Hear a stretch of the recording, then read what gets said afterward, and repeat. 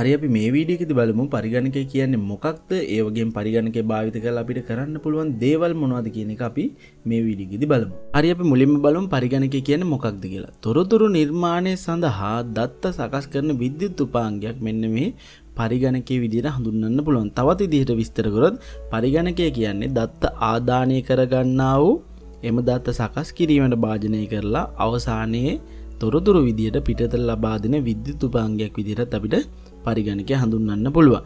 ඔයාගේ පරිගණකයට දත්ත ආදානය කරන්න කීබෝඩ් මවුස් ප්‍රධාන වශයෙන් භාවිත කරනවා.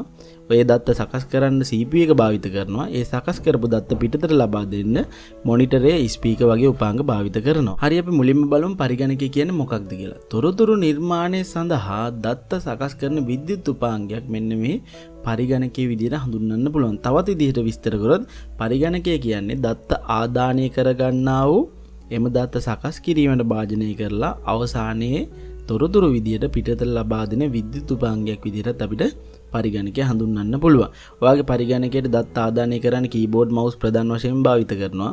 ඔය දත්ත සකස් කරන්න CPU එක භාවිත කරනවා. ඒ සකස් කරපු දත්ත පිටතට ලබා දෙන්න මොනිටරය, ස්පීකර් වගේ උපාංග භාවිත කරනවා.